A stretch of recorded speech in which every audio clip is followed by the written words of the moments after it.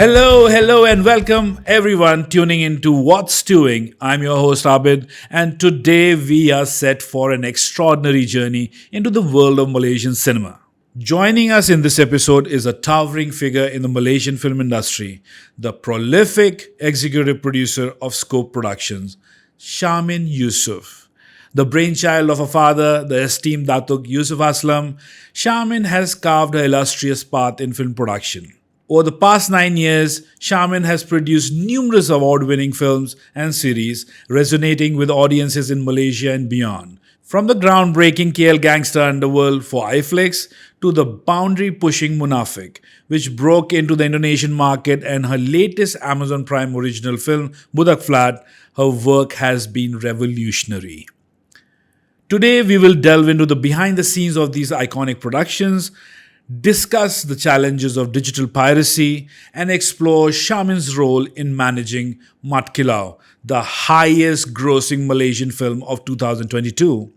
We will also touch upon her latest venture with Disney Plus and Amazon Prime Video and her ongoing mission to shape and define Malaysian cinema.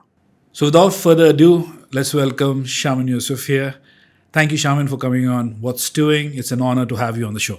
Thank you for having me. Glad to be here. So, Shaman, first things first is like, can you walk us through the journey of producing Sambilu? Means how the landscape has changed ever since you produced that first feature. Yeah. First of all, I'm not that old. I did not produce that, but yeah, my father did. But at that time, that was I think his fourth or fifth film at that time.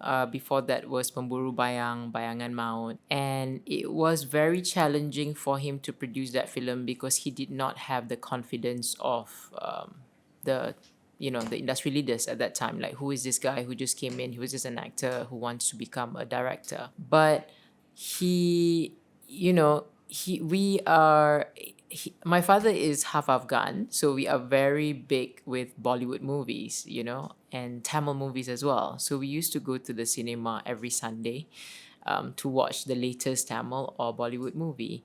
And he incorporated that into Sembilu, if you notice. So that's why there's like, the songs, and taking in Awi, which is the top rock star at that time, taking it Era Fazira, this Miss Malaysia at that time. So he kind of replicated that format and to see whether it works with the Malaysian audience, and it did. Thank God it did. But producing a movie at that time compared to today, I would say is much less difficult because we are only servicing to the normal cinema and also free TV. At that time, there was no OTT, right? So the production scale was at the bare minimum, more drama, nothing fancy, shot on film at that time. That's a dream. Yeah, and we used to have like this huge like tapes by tapes by tapes, and then we would go to Hong Kong to do the post-production because at that time we don't have that kind of facility here in Malaysia. The processing and everything. Yeah, the post-production, the audio, we at that time my dad was quite close with the Hong Kong team, because we realized, they always shoot in Malaysia at that time also. And we noticed, their facilities are top notch. So we decided to do our post-production there for Sembilu 1 and Sembilu 2. Yeah. So now that's how it has changed from what it was before. Yeah. And now things are very different. Yeah, now we have more than, I think, 50 production houses, post houses, right, that service long form content. What were the unique challenges and triumphs you experienced, while producing the first Malaysian original series for iFlix, KL Gangster Underworld? Gangster Sorry. Underworld. Yeah, that was new, iFlix was definitely a new OTT platform. We were aware of the other OTT platform at that time, like HBO and Netflix. But when iFlix came about in 2018, 2019, they approached us to produce a series of the first original series, and we did not understand what it meant. Even we're like, what's the and then they said, well, it's like you producing a film, but you break it into like 8 parts, right? But I think the biggest challenges is to cater, because we are very big with action films and action series as well, and we are known for that. And I think my biggest challenge was to try to produce it in a smaller scale, but still, being able to achieve that film quality in terms of production quality, production values, and to also hire, that was the most difficult part actually, to also hire the production team, but not the drama team, but from the film crew. And they didn't understand when I was trying to nego with them. They don't understand, what does it mean to produce an original series. So I had to explain to them, and I think it was a good learning process for everyone. But the most difficult challenge would be to actually educate the whole team, including the director, including the post house at that time, that we work with, what or what kind of expectation iFlix has upon the series, including the actors as well, because they're like, why are we only like, why only doing like 8 episodes, like I don't understand, yeah. So I explained to them, I did a little bit more research. I give them some samples of the original series that's being made in Indonesia at that time, or even in India. Yeah, and we came through. No, that was one of the most talked about at that point of time. And also, I remember the series because there is this billboard in front of our office which had a Yeah. huge poster of Kale, Kale Gangster. So, how did Scope Productions navigate the challenges of OTT? Like you were telling me that you had to do a lot of research, telling people what a mini series is all about, and what were the challenges of OTT, content piracy, and copyright infringement, especially with technological advancement. So, Scope Production has been dealing with copyright infringement, pirated DVDs at that time for the longest time. We even, my father sat on the SPRM board, and we were trying to fight this issue at that time in the early 90s, even. And I don't think, as technology advanced, I don't think we can get away with that problem. I don't think the government agencies, the communication agencies can even solve that problem, because we have so many. I mean, if we're talking about piracy content, right, pirated content, now there are more than like 50 platforms that I'm aware of around the world that you can even subscribe to access to a pirated content. It's like an OTT platform, but it's pirated, and I think if even Netflix or HBO or Disney can solve that problem, I don't think we can ever solve that problem. I think we just have to find out how to deal with it. So for now, every time we produce a movie, I think a lot of producers should know about this, because I've been, getting a lot of questions on how we can avoid piracy, especially during our release theatrically. You can whitelist your film first through Facebook and through YouTube, so that they can block, or even Instagram, so that they can block the upload of your films or clips of your films. I think it is important for us to avoid it, take these precautions or actions before we release our film. But in terms of challenges of the OTT platforms, it has been very challenging, like since Netflix were to, come in into Malaysia, we have seen an OTT platform comes and goes, and I think the question is, how do we know, or how can we help them to be sustainable enough for them to stay? I mean, Disney came and left. iFlix was was a national hope, but suddenly it was now being bought over by Tencent, right? And WeTV came in to replace iFlix, and even they have suspended their operation for now. But I cannot also blame them. I think the industry also have to like work together and help these platforms to stay in our market, because by the end of the day, they do have to get a certain amount of subscribers, to sustain their back end at least, because it is expensive. And unfortunately, our market is not big enough like Indonesia to service the platform.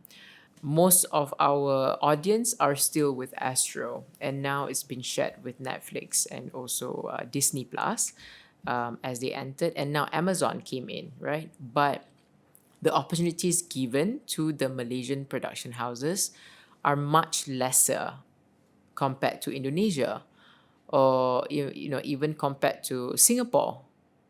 Why is that? We are known to produce a lot of good quality content.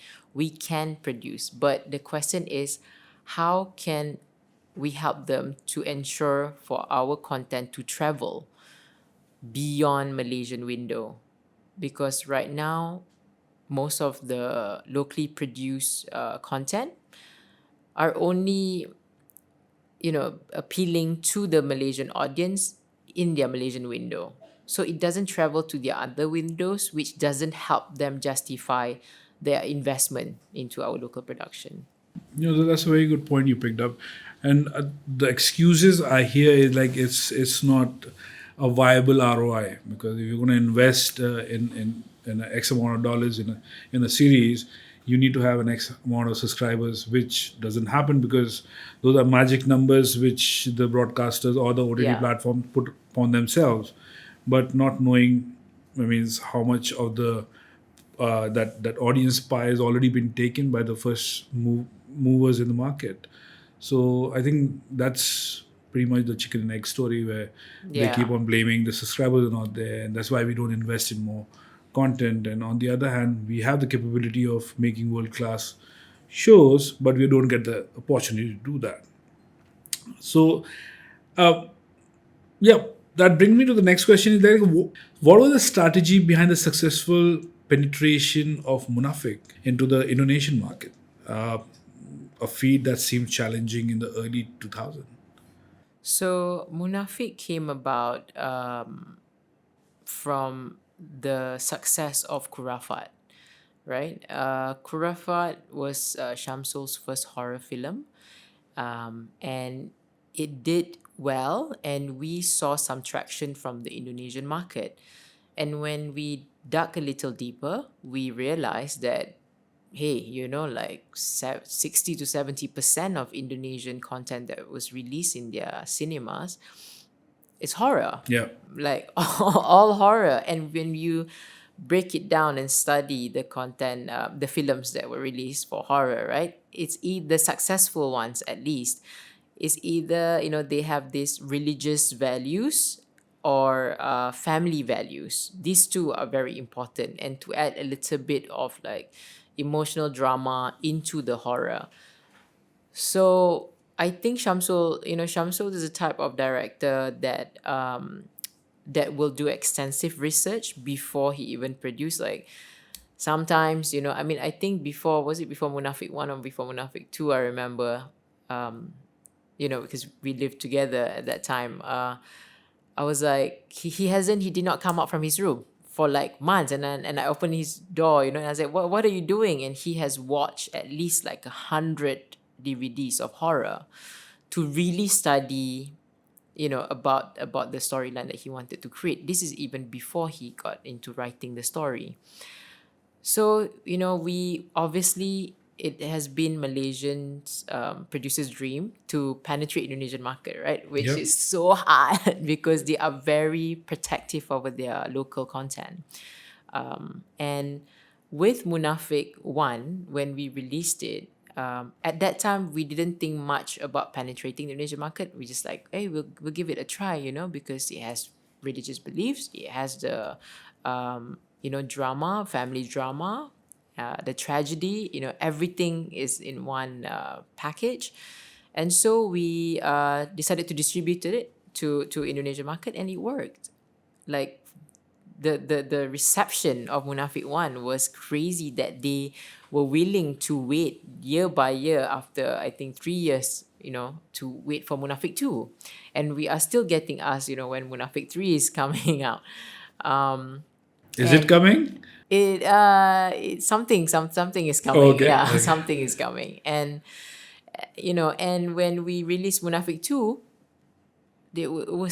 we decided to distribute it ourselves now that we know that the market wanted it. And it was the most successful Malaysian film in Indonesia. Oh, that's great to Yeah. hear that. Can you share insights into the process of securing funding and overseeing script development for major projects like this? From like A to Z. I mean, as a, when you talk to a producer that is based in LA or New York, right? They have like 20 to 30 producers working on the same project, like funding and financing and, like for team and everything. But in Malaysia, there's always only one producer and we have to do everything from, getting the story ground up, and pitching to platforms and, trying to make it happen, gathering the funding. So for now, it has changed compared to 10 years ago, I would say. It used to be, we have a script, we develop a script on our own cost. This was 10 years ago. And then we will try to find funding, right? Or we produce independently. So for Skop Production, it's been in our practice to produce most of our films independently. We have not so far relied on any big co-producers or investors until recently. The beginning of Abang Long Fadil 2, when we decided to co-produce with Astro. Yeah. And I guess we were not used to the idea that we sort of like a crowdfunding, right? Like we have to gather investors and all that. But I think as the production cost is getting bigger than ever, especially this year, we realized that it is better to have a co-producer that not only invests but to support the film as well, in terms of maybe distribution or post-production, that can strengthen the product.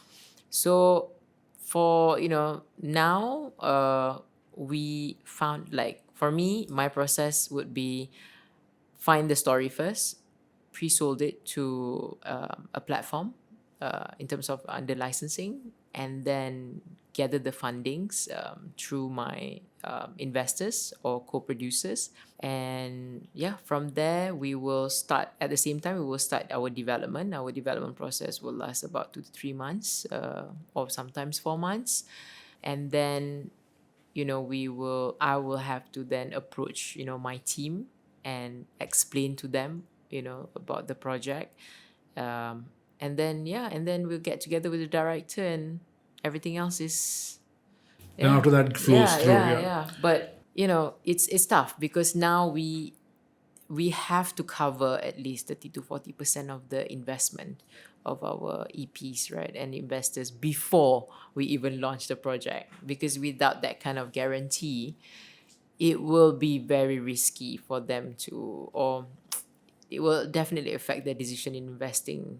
So this model is not actually the most, it's very rare that one production house has this capability of securing their own funding and then making it and then licensing it, or pre-selling it to the platform.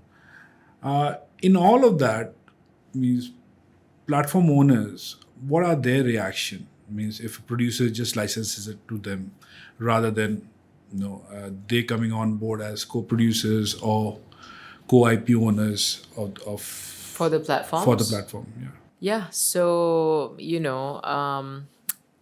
I was actually, when I joined my father, I mean, I grew up in this industry, but I only decided to join him about 8.5 years ago.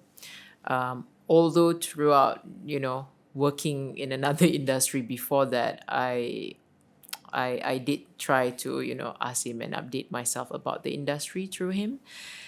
And when I came in, I was pretty shocked that at that time we still did not have ownership to our own IP when we produce for platforms, at that time, free TV or satellite TV in Malaysia. And I said, I don't see the point of producing and the content or the series being stuck at a station for a long time without any movement, because I see that as an opportunity for both parties, the production house and also the platform, to monetize from the content, right? Like, why are we not distributing our content?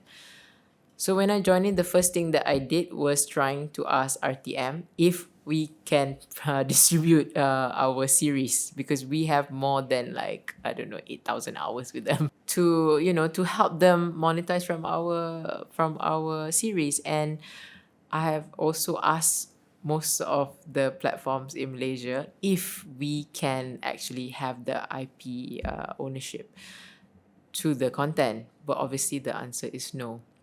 Right now, as time moves along, we have all these OTT platforms comes from the US or China or Hong Kong, and they offered a different format.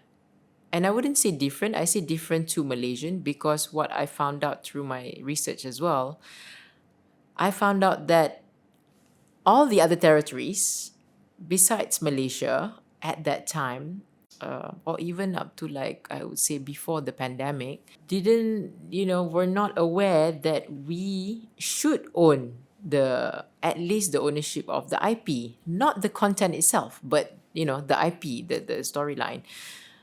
And so I requested that. Of course, that didn't fly at that time. But with the new OTT platforms, I think it would be quite challenging for all of the local platforms to be at the same page with the OTT platforms, where they have a new format of licensing, for only a certain period of time, and you get to then distribute your own IP. And yeah, we've been working through that format. Will that change for the local platforms?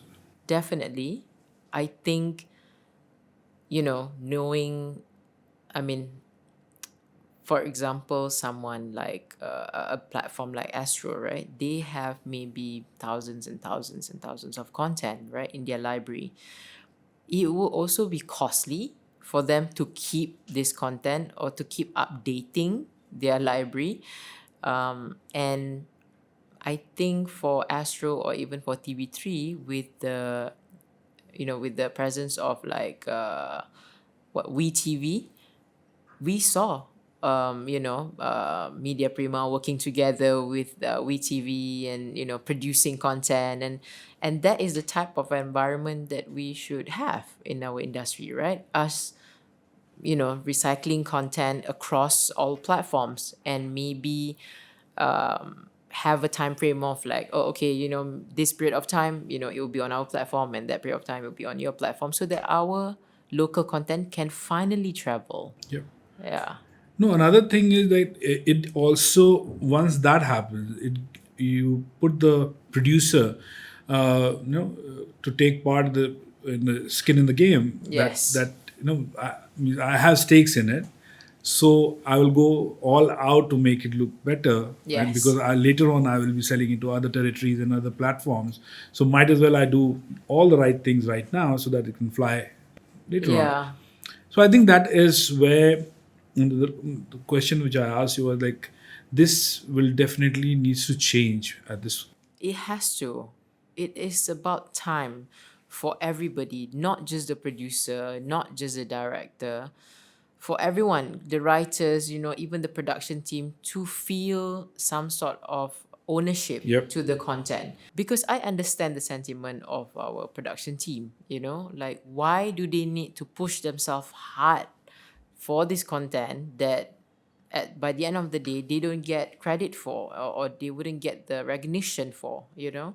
So I'm trying to change that. I am trying, like now when we do BTS, I um, highlighted more, behind the scene with our production team, with our HODs, and find out what they are capable of, and produce it, and put it on our social media that has strong following, and also push it to all the OTT social media platforms, so they can, they're happy. They're like, hey, my name is there, and the whole of Southeast Asia can actually watch it. Now Yeah. globally, can means with the recent release Budak Flat on Amazon, it's going to be seen around the world. Yeah. So yeah, that's a win-win situation for the industry. What's your approach on assembling a talented cast and crew, and how crucial is this in determining the success of a film?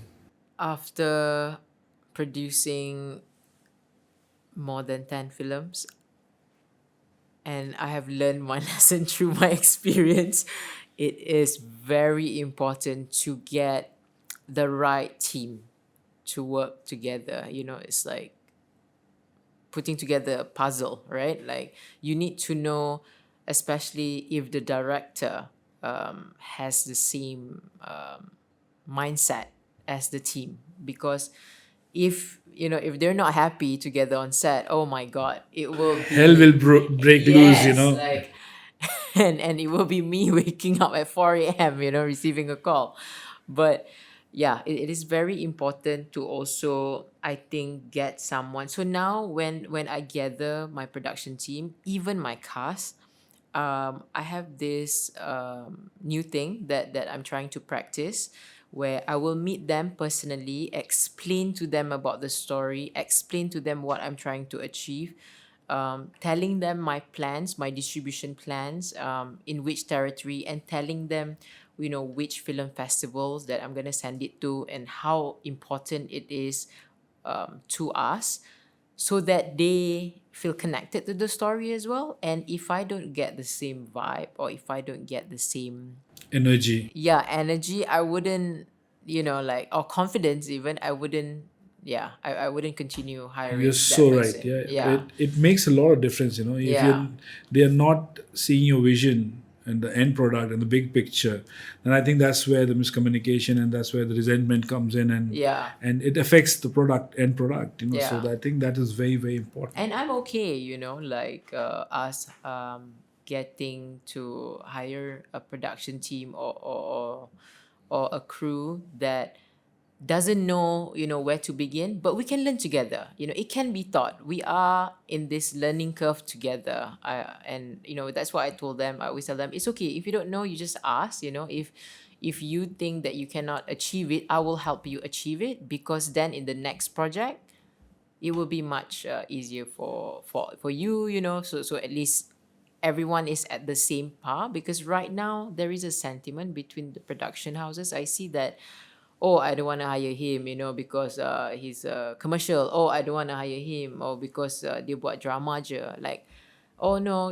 like, I think if anything, we should learn Yep. how to move to the next step, together, how to move forward. And if you don't teach them, or who else are gonna hire them, because I think maybe 10 years from now we're not gonna have, like, RTM, or TV3, in terms of like long form 28 episode dramas anymore.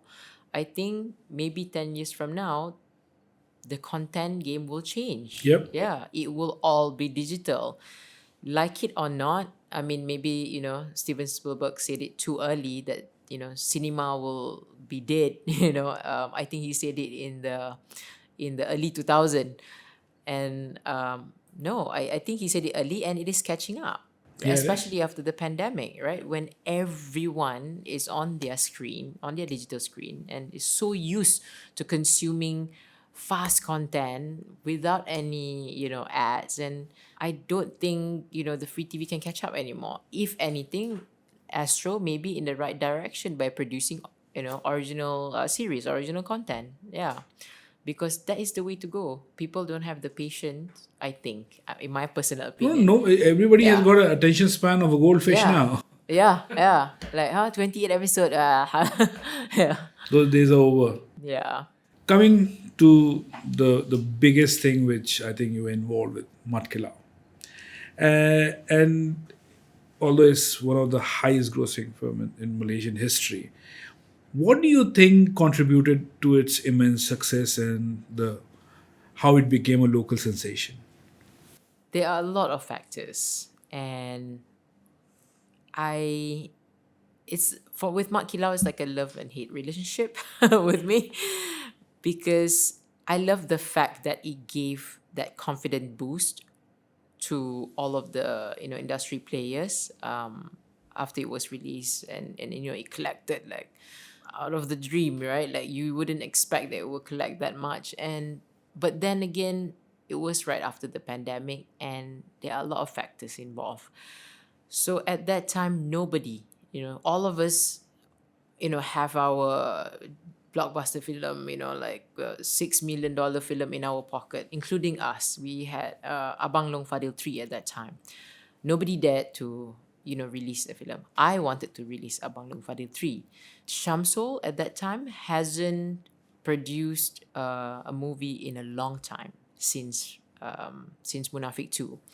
And I know that all of his fans are just waiting for him, like, oh, when's the next film coming out, when's the next film coming up. And then I said to my dad, if you want this period film to work, and it is a great film, I think it will be the best film to be the first to be released after the pandemic, to give that confident boost. And that's one factor, right? People were just waiting for Shamsul's next film because he has a large following. And number two would be, the political climate at that time. All the positions at that time, it's about like hidup Melayu kind of sentiment, and I thought it would be a great contribution. This film will be a great contribution to that sentiment, and it will work. People will write on it, and true enough, they did. And on top of that, it was the first film after the pandemic. It was the first big film after the pandemic. Before that, it was just the small films, right, that were released. I called everybody. I said, "Do you want to release your film? Do you want to release your film? Are you sure you're okay with me? Releasing Mak Kilau?" Everybody was scared. I said, let's just take a chance. It's not our film. We're just a distributor. But we did help them because they are first Studio Kembara. That was Studio Kembara first film, and it was a period piece. And Malaysia hasn't seen a period piece for a long time.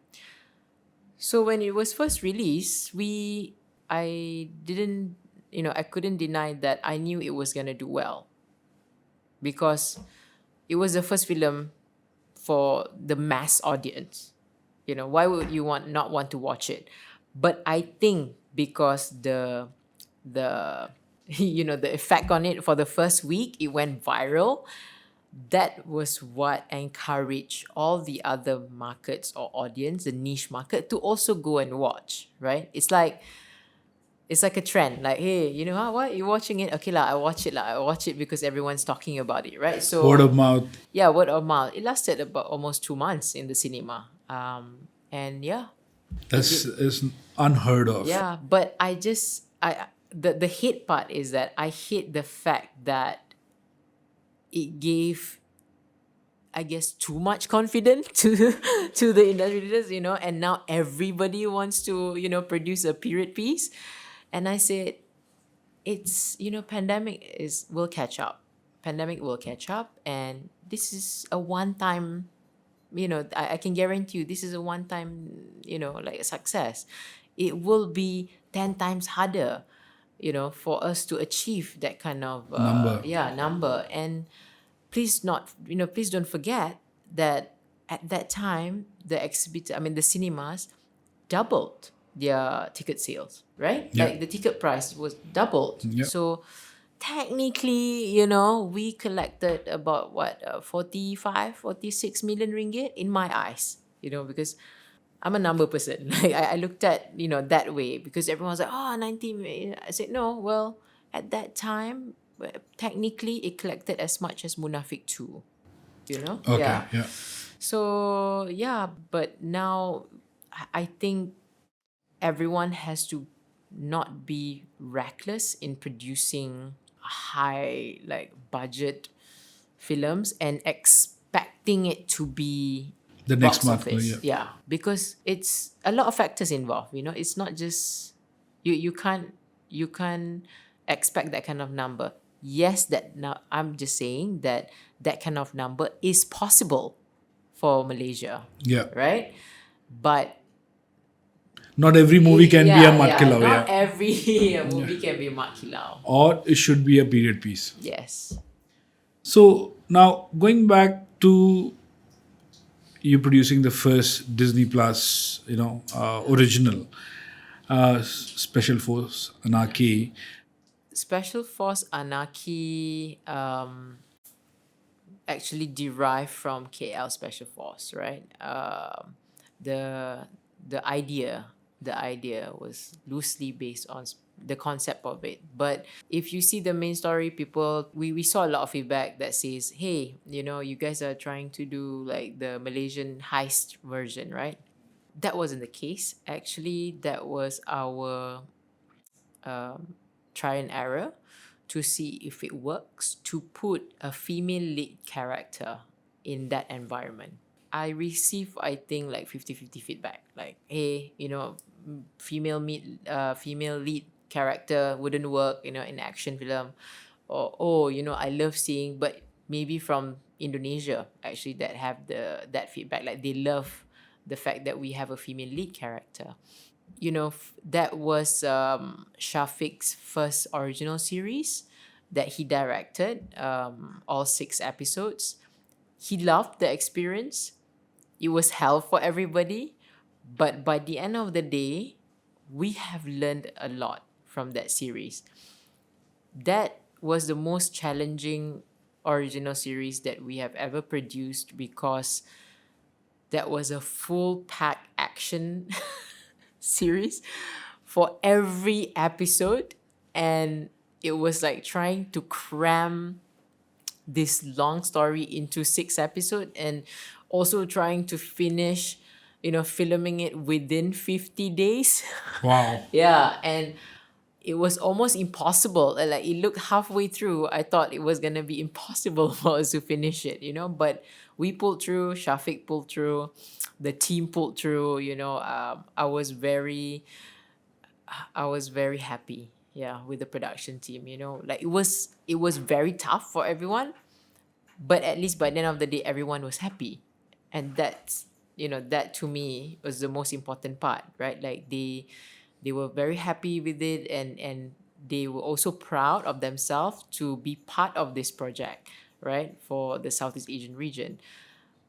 Although it was short-lived, right, because it was released not at a good time where Disney was having problem, right? Yeah. But yeah, it was a nice experience, and I don't know if I were to do it again because because I mean for us, like, I think until I find that correct story, that right story, that right team of writers, a series like that cannot be developed within 3 months, 4 Yeah. months. Yeah. It needs a year. Definitely. You cannot do everything within 1 year. It needs 1 whole year to develop a good series.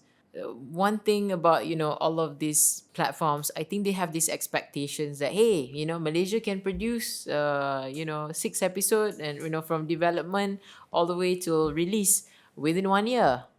And then you go to Indonesia, and their development took a year, and they have this like 2 year, 1 They have a year yearly slate planned out 2 years in advance. yeah, and they were given that opportunity. They were given that comfortable timeline, and here we are, like, this is the budget. This is the you need to deliver. Get your on with it. Yeah, get on with it. You need to deliver 3 months, and I'm like, why? Like, it was hell. The delivery process to me was like, wow, like, this is a lot. Like, I didn't realize that. I don't think I slept throughout that year. Like, I was a zombie because to me, when it comes to, producing something for the OTT platform, especially when it comes to originals, we wouldn't discount the quality of it. We don't want to, the reason why we're doing it, like my father was asking me, like, why you keep focusing on OTT, like you can just like produce films, right? I said, yeah, but this is where the game will be at, Yeah. like, and we have to be, we have to get on board or we'll be left behind, and we have to be present on every platform, there is possible. So that's my goal. But I will never discount the quality of the production. So all of the, everyone keeps saying to me, like, why do we have to spend so much? Like we can just spend, maybe like this much on the production. I said, no, then you are encouraging for other people to keep Yes. producing, trash content, or and this content will travel. Do you want other territories to see Malaysian content to be at that standard? Exactly. Yeah. At least if the story is shit, the production quality is good. Like Yeah. something, we have to give something to them, Yeah. So I always believe that I will No, it never shows. It discount. shows Yeah. in all your content that show that quality is there, and also some thought has gone behind each and every piece which you guys are producing. That basically takes me to the next question. Is like, how do you balance this maintaining the scope production legacy while pushing boundaries in contemporary filmmaking? How do you do that? I think growing up in my family, we were taught to do everything. Like, 1 second I'm like the AD for my director on set. 1 second, I'm having a meeting with like the CEO of like a government agency, trying to convince them to maybe, like change the way how things work. And 1 second I'm like the assistant to the art director painting things on set. So I think, and yes, it is tiring, but the moment you see the product that you produce, the moment that you see the result of the changes that you are trying to imply to the industry, it's heartwarming, right? It's satisfying, And right? it's worth it. And it's worth it, and I always, say, like, where else am I gonna go? Yeah, I mean, I do have my other side businesses, apart from this, as my passion project as well. But I think I might I might be here for the long run to, one, of course, continue my dad's legacy, and two, to do some changes to the industry, because if no one's gonna do it, who's gonna do it? Exactly. And Yeah. especially the market leaders like Scope. If they don't set things right, nobody else is going to do that. And I Yeah. think that's very important. It's a very, it's a responsibility rather than a luxury. It's a Yeah. responsibility for the industry that the market leaders have to put things into place so that the industry can basically follow that going forward. And I think what you are trying to do is fantastic. In your view, basically, what are the key factors that define a successful film or series in today's market? I would say it all boils down to the script. It's to the story. I think when we write the script, right, number one question that we should ask is, what are we trying to achieve with this film or with this series, with this content? Do we want this content to be appealing just for the Malaysian market? Or do we want to also target the neighboring regions, Or do we want it to travel? Do we want this film or this series to be, in festivals? What do we want to achieve, right? But let's not forget, whatever that you produce, as long as it is a Malaysian IP that you would like to brand it as, it has to be appealing and it has to work locally first before it can travel. The rest is a bonus, right? But of course, we cannot discount the fact that when we produce content for the OTT platforms, automatically it has to somehow reach out to the audience, beyond Malaysia. at least Indonesia or Singapore, we're talking just about, our neighbors, right? It has to be appealing to them. If it's not appealing to them, then you cannot, then, maybe you have to do better next time. But it boils down to the story, because when you're talking about, writing any types of films, we always insert the emotional, drama into it. And I think as a human being, especially in, Asia, we all share the same sentiment, right? Family values, friendship, and how our government works, or how we do our day-to-day job. It's almost the same. So if you can successfully integrate that, then it will be a successful story. I mean, apart from, you can produce like an action movie or a horror film, but if you don't have that story to be the driver of your content, it will be a short-lived content. I mean, we've done those mistakes a lot of times, right? Just because our most of our films are successful, that doesn't mean that most can travel, right? Yeah. So I just watched Budak Flat on Amazon Prime, Thank your you. latest film. I loved it. I loved it. I think it really brings out the underbelly of KL. How was it to create that film? How was it to produce Budak Flat? So Budak Flat was pitched to me by the director himself, slash producer Eugene Lim, right? And he came from the commercial world, and he told me that he wants to produce his first feature film. And the moment he presented to me the deck and I saw Budak Flat, I said, I'm gonna take it. Because funny enough, before that, I have been thinking about doing something revolving the flat area, the low cost like flats in Malaysia, in KL especially. And I thought, there's something there that we can play around with, and especially, sometimes living in for me and Eugene, like, living in a city, we tend to forget that just next door, people are, struggling, living real life next to you, in the middle of KL, and no one is paying attention. So aside from the action part of it, aside from the action drama part of Budak Flat, we were actually trying to send a message, or maybe to, I guess, spread some sort of awareness of the living quality, or the difference between the living quality, from the flat people to, let's say, like Bangsa or even The Kampung Baru. Yeah, disparity. yeah, disparity. Like, it's crazy, right? Like, we're living in a city, and then why are we having this, low cost in the middle of KL, and they are struggling to even make it to the next day, Yeah. right? Yeah. So that's the kind of message that we are trying to send, actually. Hopefully No, it went you through. yeah. I mean, I was watching it from a completely different perspective, and it got to me. It got to me, and it was nicely done. So congratulations on Thank that. It was you. really really well done. So what kind of changes do you hope that the Malaysian film industry is going to bring in the next decade? I mean, so what kind of what do you think will change in the next 10 years? I think we need to these changes need to come from within.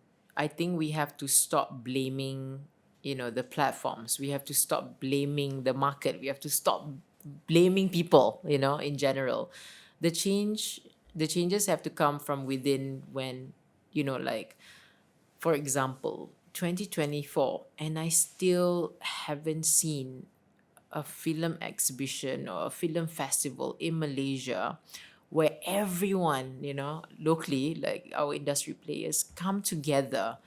When I go to this like film festival in Malaysia, I'm talking about Malaysian, only the certain group of people will attend. And they say, tak gang lah, don't want to go there. And then when I go to this one, only certain people attended, And I said, why? Why this gap? Division. Yeah, why this division? Why can't we come together? So it is very important for us to come together and break that barrier, where we have to accept that by the end of the day, we are Malaysians, and we have to between races, even we have to get together and produce a better content.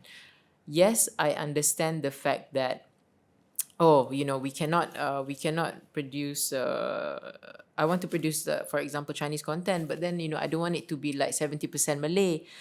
But it can work in terms of co-production. It can work, but I think right now, until we break that wall between us, we will never learn. And I do encourage everyone in the industry to work together. Like, why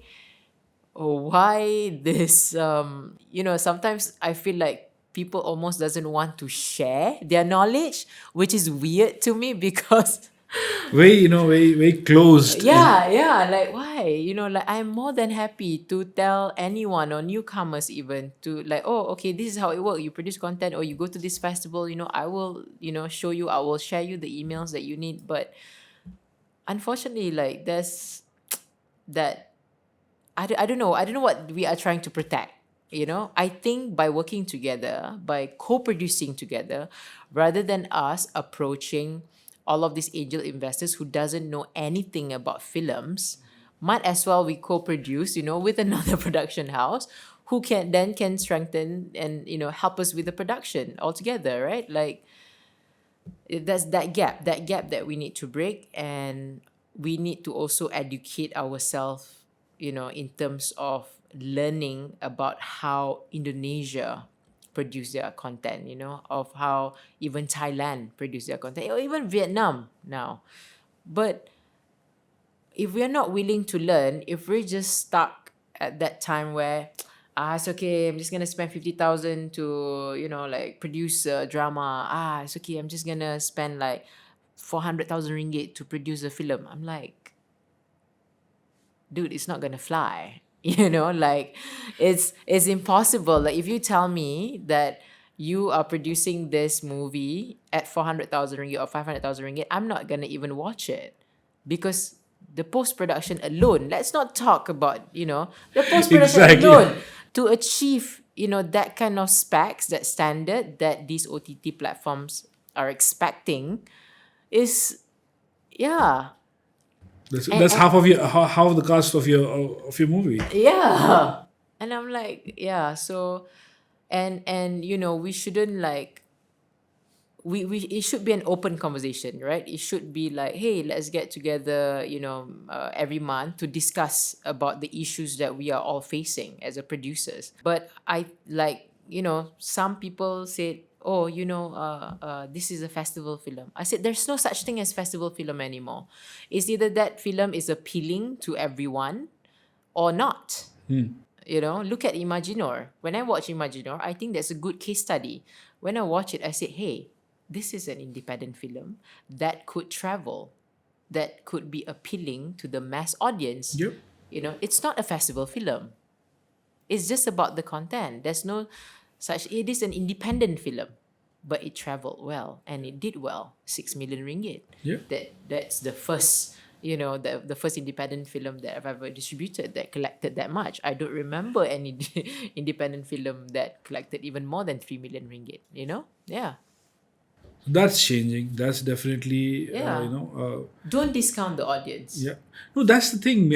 When decision makers who make this decision for these millions of other people sitting there, they won't like it, or this won't fly, or this. Yeah. I think I also have that. I have a bone to pick from them. How can you make decisions like that? Because you don't know the audience. Means they just come here for this to watch the story. If your story is good, it's going to fly. Yeah. There's nothing called festival film or indie Exactly. film or Yeah. Because, I think, yes, like, people underestimated Malaysian audience as a whole. And people keep underestimating. Us producers, we keep underestimating, like, this content will not work in Malaysia. Like, then it's either you blame the audience or you blame the somebody. Yeah. But you should look into the storyline and you should learn what they are watching. Now they are a bit more open, because they are exposed especially during the pandemic, Yeah. with the OTT content, Yeah. right? So let's not forget, these people who watch Stranger Things are also watching your film. Yeah. Yeah, so if they can watch Stranger Things and if they can enjoy Stranger Things, They like your stuff, and also from a producer's perspective, then you have to up the game on the quality of the content, because Exactly. these people are open to so much of content from all Yes. over the world. You cannot undermine their choices. You have to give them a good product, yeah, and I think that's where decision makers and the producers have this. They don't see eye to eye on that one, because they're talking about from their perspective, which Yeah. is which can be working for their platform, but not from a story perspective. Looking at the current landscape, what word of advice do you have for the budding filmmakers and producers?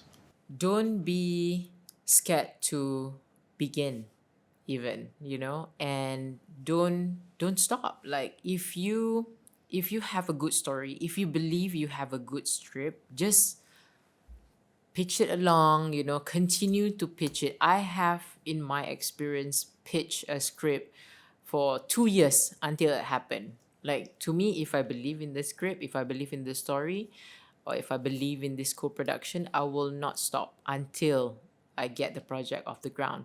Do not stop, and try to do more research. And there are so many funds out there, there are so many grants out there that you can explore.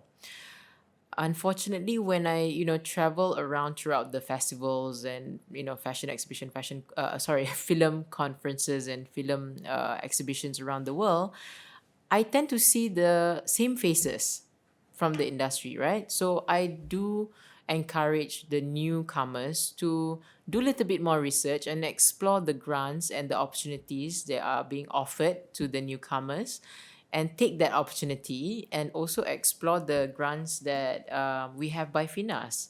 Yeah. And MDEC and My Creative. Yes, because once you have the script, it will be easier for you to pitch to production houses, like us, because we do invest in some of the independent films as well. And yeah, just don't be afraid. Yeah, pitch it to us, and if we like it, we'll take it on board.